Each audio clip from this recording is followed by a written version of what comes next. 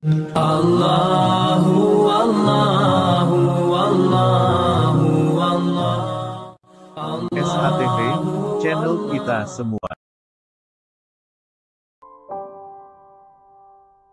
Jadi teman sekalian, kalkulasinya jangan salah. Jadi gini loh, sekali lagi terakhir, jangan dipikir kalau Anda fokus memprimerkan akhirat lantas Anda kehilangan dunia. Coba saya ingin ini, kowe, ini saran saya kepada jamaahnya sekarang ini ya. Kamu jualan makanan, kamu bikin warung, ya. Fokus kamu itu apa yang kamu senangi untuk kamu jual atau apakah yang akan disenangi pembelimu? Gue nuruti karepmu apa nuruti karepe sing tuku? Berarti kamu melayani mereka, bukan melayani seleramu sendiri, betul enggak? Betul ya? Dan selama kamu buka warung itu, kamu melayani mereka dengan baik, bersikap dengan baik, bersih warungnya, wangi, pokoknya sarwa menyenangkan mereka. Kamu tidak berpikir pembeli akan datang banyak atau tidak, yang penting kamu fokus melayani. Saya oleh Allah diberi fadilah berupa pinter dagang makanan, maka saya lakukan itu. Sementara nek kowe fokusit ila dunya, piye carane ngemplang, ya ta? Tuku teh nek ning warung ki wis diudak, wis diracikke. Nek nang McDonald kan kuwi mung disuguhi cangkir karo banyu panas, terus teh seleke lepeke njur kuwi kon ngene dhewe. Sehingga Kartolo pelawak Surabaya ku mangkel. Diancuk aku tuku iki. Tuku dikon gawe dhewe iki apa iki gitu. Tuh makin modern makin pelit, Mas. Saya tidak tahu kantin di kampus UNES atau di Undip itu mahasiswa antri terus red itu ya, itu bayar sik lagi mangan apa mangan sik lagi bayar? Kalau bayar dulu berarti peradaban kita anjlok seanjlok-anjloknya, berarti manusia saling tidak percaya secara sangat serius satu sama lain. Saya dulu pernah menulis di salah satu buku Silit Sang Kiai, yaitu Mbah Wongso. Mbah Wongso itu kalau malam pokoknya mulai barisak dia wis lungguh ning pojok Wiro Brajan kae ya. Pokok iki mikul saka Mas iki kuno ini pikulannya di tengah, ditaruhin kompor sama meja, terus ini nggone panganan-panganan, sego-sego kucing, kene jajan-jajan sak piturutit, terus kompor gelas di sekitar dia. Jadi dia semalaman duduk di situ, tidak bisa berdiri. Terus nanti jam 10 bengi kan dia wis ngantuk, wong wis tuwa. Dadi engko dhek teh kalih Pak, nggih. Terus dhek ngeracik uruk-uruk ngantuk. Terus engko tangi meneh. Terus ngesoki panas iki, banyu panas umep kae disoki sret.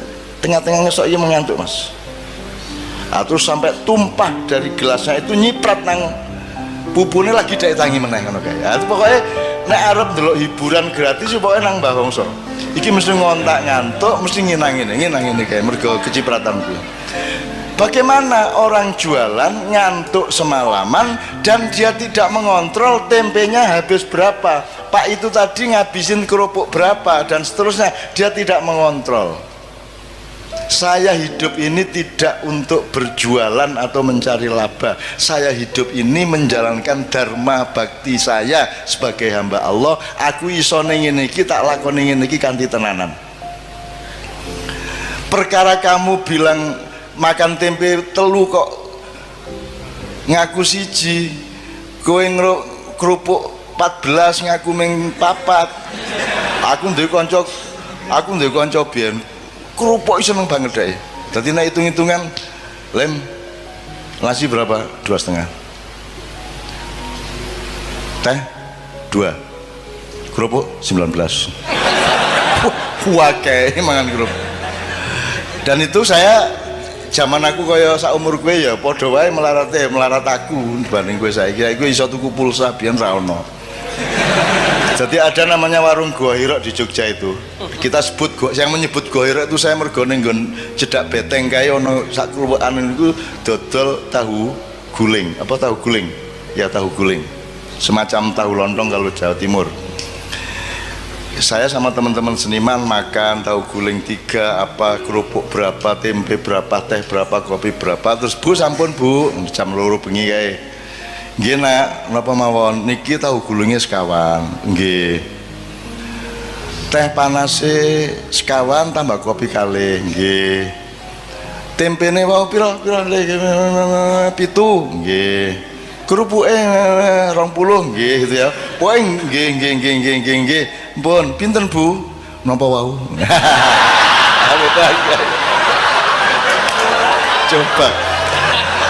Coba indahnya hidup itu coba. Wah, itu saya ingat sampai sekarang ya Allah indahnya coba. Leku diri ngitung gue ya. Pinten Bu? Napa wau? Aduh ngitung meneh kadang-kadang. Coba itu belajar apa ya? Belajar bagaimana kesabaran itu menjadi nikmat bagimu. Bagaimana kearifan itu menjadi nikmat bagimu. Sekarang ini kan ada dikotomis. Kalau kesabaran berarti tidak enak, betul loh? Kalau melarat berarti sengsara. Itu salah kamu. Nanti dulu kamu dapat uang, kamu nikmati uang dengan atau secara akhirat, dan kamu tidak punya uang, kamu nikmati secara akhirat. Kalau uang dinikmati secara dunia gampang, tapi kalau tidak punya uang, satu-satunya jalan menikmatinya adalah secara akhirat. Betul enggak? Nah, jadi kalau kamu punya uang, kamu menikmati secara dunia bisa, secara akhirat bisa, double. Kalau kamu tidak punya uang, orang yang keduniaan tujuannya, dia tidak bisa menikmati tidak punya uang, karena dia tidak bertujuan akhirat. Tapi kalau kamu punya tujuan akhirat, kemelaratan pada momentum tertentu itu adalah kenikmatan akhirat. Tenang dek kui. Makanya sudahlah, pertimbanganmu itu akhirat terus, supaya dunia itu menjadi kamu kuasai. Nah, pesan saya gini, teman-teman sekalian, Anda tahu yang ini di ilmu ini kan Pak Saratri kan mengajar ilmu-ilmu sosial juga ya Ustadz ya. Kan ada istilah first world country, second world country, dan third world country. Ada di sejak tahun 70-an dunia dibagi 3. 1 negara dunia 1, kelas 1. Nomor 2 negara dunia kedua, terus negara dunia ketiga. Yang 1 itu Amerika, Eropa. Yang kedua itu dulu itu masih Jepang, Cina, dan seterusnya. Kita ini negara dunia ketiga paling asor, paling isor dewi. Kita ini dengan bangga, dosen-dosen di Undip dengan bangga, kita sebagai warga dari negara dunia ketiga lo malah bangga ya. Saya ingin katakan sama Anda semua, 10 tahun ke atas, 10 tahun sejak sekarang dan kemudian, Amerika akan menjadi negara dunia kedua, Eropa akan menjadi negara dunia kedua, jadi dia akan turun kelas. Afrika, Amerika Latin akan tetap menjadi negara dunia ketiga. Tapi Pasifik, negara-negara Asia Pasifik dari Indonesia sampai Cina di utara, ada Thailand, ada Myanmar, ada Kamboja, ada Vietnam, ada semuanya, akan menjadi negara dunia pertama. Dia akan menjadi first world country. Pusat perekonomian dunia akan ada di wilayah Asia Pasifik.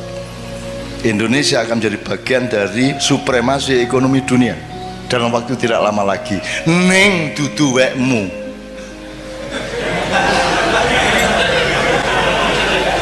Weke Cina ya, dipimpin oleh Cina, karena Cina tega melakukan yang kamu tidak mungkin melakukan, karena Cina mau melakukan yang Anda tidak mau melakukan, karena Cina tidak punya selawatan, tahlilan, dan lain sebagainya. Kono pokoknya ndolek duit terus, sementara kue kayak penggawean, tahlilan, gerbek, pengajian gitu. Apalagi Pak?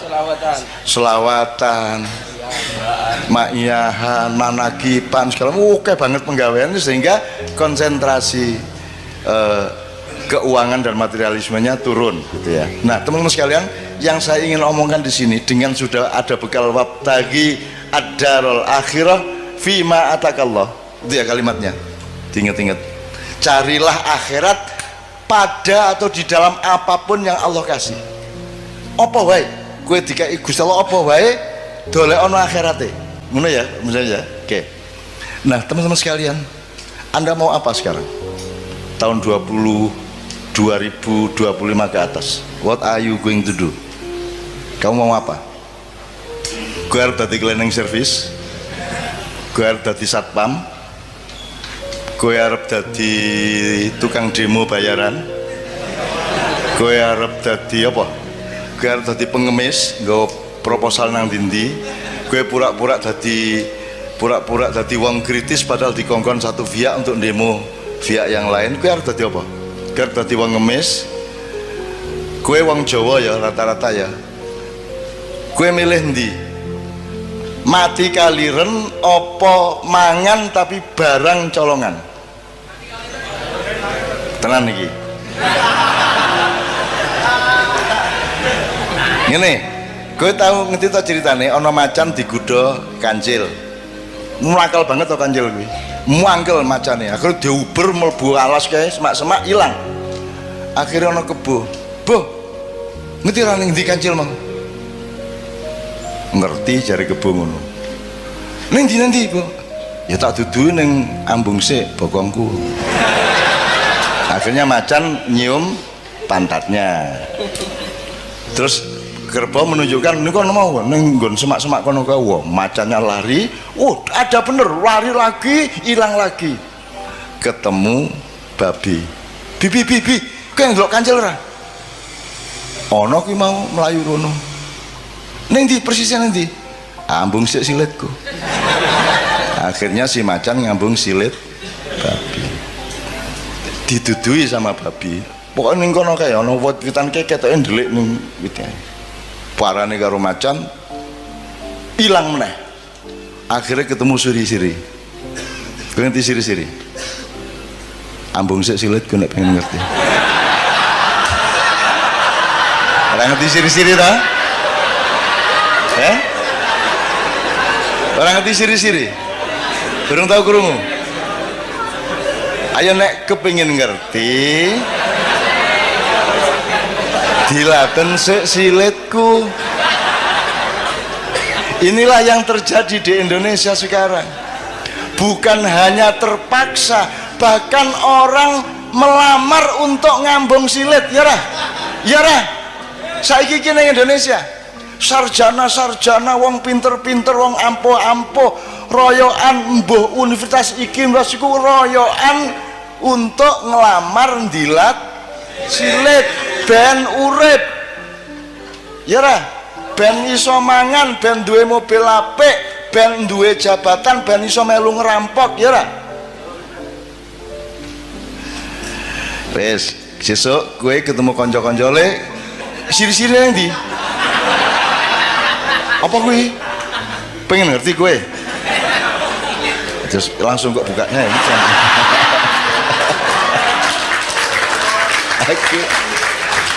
Aku duwe kayak banget ngono-ngono kuwi.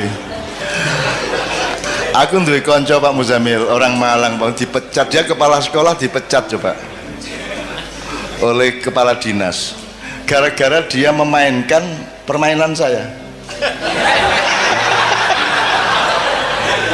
Jadi saya itu pernah tahun 76, Anda belum lahir. Saya itu menjadi juri lomba drama 5 kota sebanyak 53 grup, tiap malam nonton sampai jam 3 pagi, masing-masing 3 grup. Itu 3 minggu penuh saya tiap malam ngelembur nonton tuh. Lah kesel ta Mas, susah aku lah ya iseng-iseng gak hiburan. Jadi kira-kira minggu kedua aku bilang panitia ini saya mau ngomong serius ini. Saya tadi kan capek, saya pulang ke Jombang dari Surabaya, saya nemu pistol. Ini kan bahaya ini. Tapi ini gimana baiknya? Pistol ini saya apakan? Loh, yuk pistolnya. Saya ini tolong dicari dulu, saya apakan ini? Apa saya serahkan polisi, tentara, atau tolong diantar saya nggak mau bawa pistol kemana-mana. Itu. Wah, akhirnya mereka rapat Mas, panitia, terus takonang kodim, takonang Kapolres segala macam. Wah, pokoknya sampai sore mereka belum bisa jawab. Menjelang maghrib mereka datang. Cak, ini sudah kita cari jalan. Pokoknya nanti petugas-petugas itu akan rombongan ke sini untuk ngambil pistolnya. Dit ya, tenan ya. Kowe gelem tak kandhani pistole. Ya. Ini aja rame-rame ya. Aja sapa ngerti ya. Terus tasku tak jupuk ning jero tas ngene iki. Ngadep rono sik, ngadep rono sik. Terus tak jupuk ngene iki. Aku nggambar pistol cilik ning ngene iki. Nganggo pulpen iki lho. Iki pistol bajingan asu. Seneng aku urip ora duwe ngono-ngono gak ngopo kowe iki ya. Kono do ngapusi wong kono. Oke, jadi fatwa saya terakhir, kalau ini boleh disebut fatwa ya, anjuran untuk anak-anakku ya. Anda akan menghadapi dunia yang sangat serius di mana Indonesia akan ikut moncer. Pertanian akan maju tapi bukan milik petani. Petaninya tidak ada yang petani tapi buruh tani. Pemiliknya adalah konglomerat. Semua gedung yang tinggi hanya 1-5% yang bukan milik asing. Semua mesin materialisme, mesin kapitalisme semua milik mereka. Sekarang teman-teman sekalian, Anda mau apa? Mau bunuh mereka? Mau berontak? Kalau sekarang saya mengajak Anda memberontak, harap tahu dua hal. Satu, kalau kita sekarang melakukan perombakan besar-besaran ke Indonesia seperti 1998 ya, sekarang yang terjadi adalah perang horizontal. Rakyat akan bentur sendiri antara kelompok A dengan kelompok B di kalangan umat Islam sendiri, betul enggak? Nah, jadi tidak mungkin saya lakukan itu. Nomor dua, andaikan saya melakukan perombakan atas Indonesia, aku orang ngejak kowe wis angel-angel maknyahan tetap melarat ke ngene, mosok tajak revolusi. Nek jen aku arep ngono kuwi, aku nek di perintah karo Allah tak tandangane dhewe. 98 aku tandang dhewe. Aku ngunggahke Gus Dur dhewe. Dengan memastikan kemenangan Gus Dur karena dipilih oleh P3 dan Golkar, dan saya yang menempuh langsung ke Akbar Tanjung maupun ke Hamzahas pada waktu itu, dan seterusnya. Bahkan saya juga evakuasi Gus Dur begitu dipecat oleh Pak Amin Rais, Pak Amin Rois, Gus Dur nyebutnya Rois, dan seterusnya lah. Artinya saya tidak melihat bahwa saya perlu membawa Anda untuk perjuangan dunia. Ngapa Indonesia tidak diurus nganggo wong akeh kaya ngono? Ngopo cukup aku nang Jakarta, tak suntik gulune, tak untir set wis tadi. Kalau Allah mengizinkan, syukur Allah memerintahkan. Tapi kalau tidak, saya tidak akan lakukan apapun. Yang saya lakukan adalah menyampaikan cahaya Allah kepada anak-anakku yang semakin hari semakin banyak, yang umurnya antara 20 tahun sampai paling banyak, paling tinggi 40 tahun, yang akan menjadi pemimpin mulai 2025 ke atas. Gue engko dadi pemimpin kabeh. Ning pesenku, Anda berdaulat kepada diri Anda sendiri dulu. Anda usah ngurusin kedaulatan di luar dirimu. Wong kamu sendiri belum berdaulat. Berdaulat artinya apa? Kamu berdaulat terhadap imanmu. Kowe kudu ngerti ngopo kok beriman. Kalau kamu beriman berarti ya, kamu harus bisa menjalankan kehidupan yang membuatmu aman di hadapan Allah. Gitu loh sih. Karena produknya iman adalah aman. Jadi iman diterjemahkan secara akal pikiran, secara ilmu, secara kebudayaan, secara ekonomi, secara profesional, diterjemahkan imannya dengan membuat sesuatu yang membuatmu aman di depan Allah. Itu beriman. Jadi berdaulat terhadap iman Anda, berdaulat terhadap ilmu Anda, berdaulat terhadap perilaku budaya Anda, berdaulat terhadap keluarga Anda. Kalau Anda sendiri belum berdaulat atas pikiranmu sendiri, gue isi taklid, isi jare kae, gue orang duwe kedaulatan nang awakmu dhewe, kamu belum bisa menjadi pemimpin bahkan terhadap dirimu sendiri. Maka sekarang anak-anakku sekalian, kamu cari dirimu itu siapa. Tuhan tuh nyuruh kamu jadi apa, caranya gimana, lah kamu senengnya apa, lah kamu bakatmu apa, gitu loh. Kalau Anda mengandalkan sekolah dan kurikulum, mereka tuh tidak peduli sama bakatmu. Kurikulum itu podo, kabeh diperlakukan sebagai kambing, padahal ono kijang, ono sapi, ono ayo kambing ki wedhus. Padahal ada kambing, ada wedhus, ono kowe ya.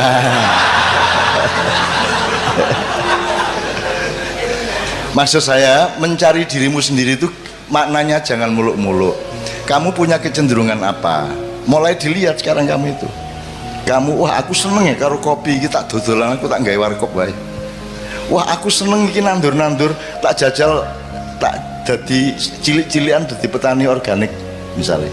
Aku seneng ya anu IT iki. Ya, pokoknya terserah Anda itu kecenderungannya apa, itu namanya fadilah. Faddalallahu ba'dun ala ba'din. Temukan dirimu yang Allah konsep. Kalau di sekolahan kan sekolah tidak peduli sama Allah dulu kasih apa kepadamu, kan begitu. Maka kamu sendiri yang harus cari siapa dirimu, kecenderunganmu apa, bakatmu apa, dan carilah bahagia, karena bahagia itu hanya dengan Allah. Jadi kamu mosok kon dosen tapi ngersulo. Aja ngersulo. Kamu temukan nikmatnya akhirat di dalam pekerjaanmu sebagai dosen, kan begitu. Kamu jangan ngersulo. Kowe ngojek ning karo grundel benasu ngojek aku, aduh.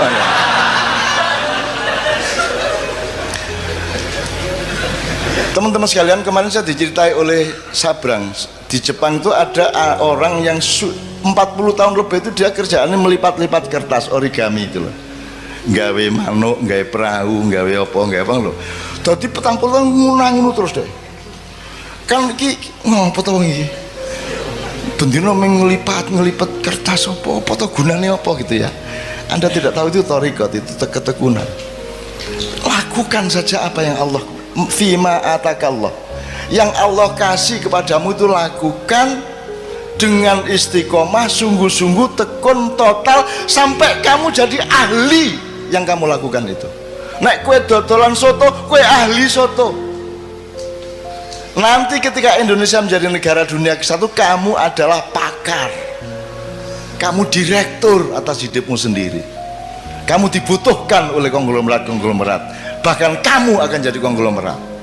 Dan tidak apa-apa menjadi konglomerat asal kamu temukan nikmatnya akhirat di dalam konglomerasi yang kamu jalani. Gitu loh, Dek. Temukan sekarang bakatmu apa. Saya ini tidak masuk rak buku di Gramedia. Bukuku ekonomi ra cocok, sosial ra cocok, budaya ra cocok, agama ra cocok, ora ono. Akhire kudu gawe lemari dhewe ya ora. Aku parpol ra cocok, ormas ra cocok, kiai ra cocok, kabeh ra cocok, akhirnya aku gawe kursi dhewe. Dan saya bersyukur karena saya sejak kecil menciptakan kursi saya sendiri. Nyun sewu ya, saya menyembunyikan nasab saya karena saya tidak mau dipuji orang hanya karena saya punya nasab. Sementara kebanyakan tokoh-tokoh Indonesia menikmati nasabnya. Lahir procot, iki wis putune mbah iki, ngono ta?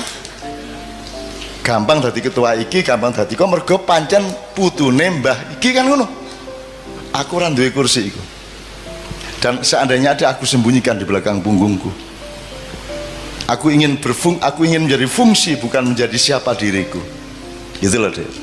Nah, teman-teman sekalian, temukan dirimu, temukan bakatmu dan kerjakan. Masa 5-10 tahun kamu tidak jadi pakar? Jadi misalnya Pak Ilyas, sampai dia ngerti betul dunia dosen dengan segala dimensinya. Psikologi ini mahasiswa, latar belakang ekonominya mahasiswa, budayanya mahasiswa, kampus kipiye, semua dia tahu persis. Sehingga seperti origami tadi, sekarang si bapak yang si mbah yang penggawean melipat-lipat itu digoleki NASA, karena mereka ingin bikin satelit yang efisien, yang bisa menyerap energi dari matahari tapi tidak terlalu gedabiah. Jadi harus ada lipatan-lipatan tertentu yang efisien, yang logamnya tidak terlalu berat sehingga lebih awet di angkasa. Dan itu yang bisa menguasai itu hanya seorang ahli origami. Jadi gue saiki opo tentok ke awakmu, mumpung gue isih nom, dan tekuni sampai habis. Iki tenan. Lah aku iki apa? Saya tidak menekuni bidang apa-apa karena saya bukan bidang. Saya bukan kamar, Saya bukan perabot, aku ini ruang.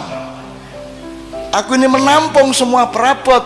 Aku terdiri dari kamar-kamar yang bermacam-macam. Kamu jangan memasukkan aku ke dalam kamar, karena kamar itu sempit bagiku dan tidak cukup, akan pecah itu kamar untukku. Ngono rek nek arep penyair ya. Ya.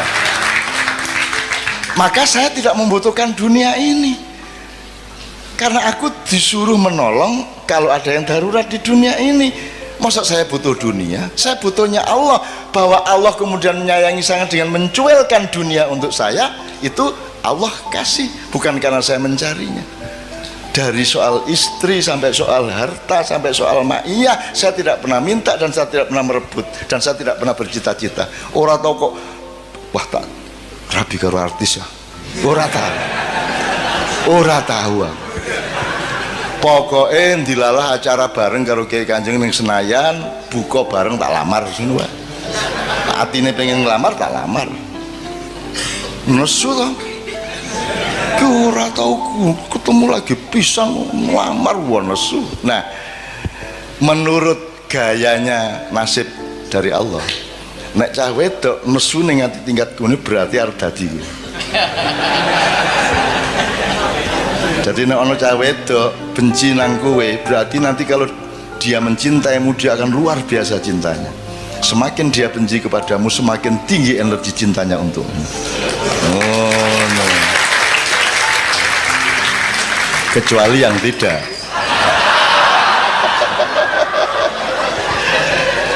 Ini yang terakhir jelas ya Mas ya. Mulai besok pagi tekuni kerjaanmu, tekuni sampai kamu jadi ahli, kamu jadi pakar, kamu menguasai betul bidangmu. 10 tahun lagi kamu, kata orang Madura gini, kata orang Madura, loh saya tidak mau ngelamar-ngelamar pekerjaan, saya tidak mau jadi karyawan, kata orang Madura. Meskipun saya cuma bikin beting itu beting, saya cuma punya pabrik beting, tapi saya direkturnya. Saya tidak mau jadi pegawai beting, saya direkturnya. Nah orang Madura itu konglomerat Mas, yang namanya Haji Lutfi ya, Lutfi ya, tidak bisa baca Mas, tapi gue ora karuan, oke, wis ora iso maca Mas. Itu karena dia tekun bener. Saya ketemu di suatu seminar seks, dia datang. Seminar seks biasanya kan bagaimana meningkatkan daya seks, menurunkan. Aduh ini terbalik ini temanya ini. Terbalik gimana Pak Haji? Saya kesini ini untuk supaya saya itu jangan terlalu tinggi saya ini seksnya. Kasihan istri saya itu.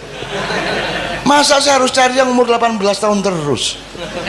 Kan kalau sudah umur 30 tidak kuat dia sama saya. Jadi gimana cara menurunkan seks saya ini kan? Itu deh, coba Madura gue. Dan seneng aku orang Madura gitu. Ya teman sekalian ya, jadi ahli ya, jadi ahli. Aku kira tahu tanggung-tanggung loh, ngelakoni apa wae tenanan. Tenanan itu tidak hanya sekarang, tenanan itu diuji oleh waktu selamanya. Kita tidak tahu masa depan sama sekali, kita tidak tahu akan meninggal umur berapa, kita tidak tahu Israel akan datang ketika kita berusia berapa. Pokoknya kita lakukan terus. Nek corone wong main remi di Jawa Timur, pokok iki kartu iki nek tak tokno badi arek iki. Gepeng kaya ilir gak tak tokno kartu iki.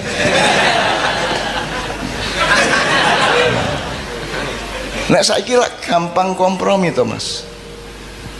Gampang kompromi. Kemarin PDIP, terus mencalonkan diri PKB, terus mari ngono ganti meneh Nasdem, kan gitu. Pokoknya apa yang dia badi, karena dia tidak punya dirinya sendiri, dia tidak punya keistimewaan, dia tidak punya fadilah yang dikasih Allah kepada dia.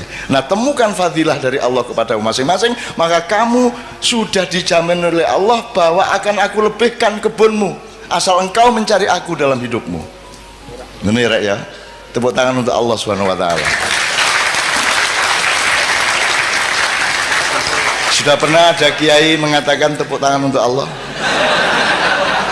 Belum pernah ya? Kira-kira menurut fikih bagaimana? Allah tidak akan terpengaruh oleh tepuk tangan. Tepuk tangan tidak menentukan baik atau buruk. Yang menentukan adalah niatmu apa. Anda bersyukur, ya toh? Tepuk tangan untuk bersyukur toh, seneng toh, ya top gitu kan. Loh, Mas, orang itu sering karena berpikirnya materialis dan keduniaan, yang dilihat itu barangnya, ucapannya, bukan muatannya. Gitu loh, Mas. Orang tuh saking, wah, jos, Allah ki jos tenan. Isa tahu itu, Mas. Wah, top tenan Allah kan gitu. Boleh ndak itu? Kalau menurut tadi itu protokoler ndak boleh. Allahu Akbar, Allahu Akbar. Lihat nih orang lega tau nek gue wong Semarang. Allah iki jos ndak.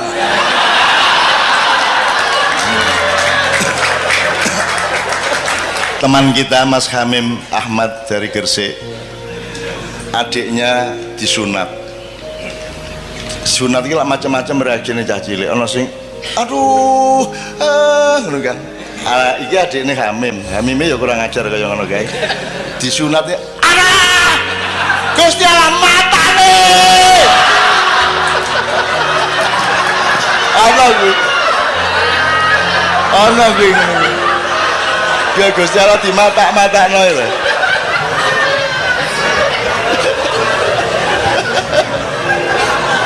Menurut Anda Allah marah ndak? Marah ndak? Lah anak cilik kok. Anak kecil kok. Cuk. Gusti Allah matane warong. Warong. Aku seneng banget ya Allah. Allah, Masya Allah, indahnya kehidupan. Anda baru bisa menemukan indahnya dunia kalau engkau bertujuan akhirat, betul enggak?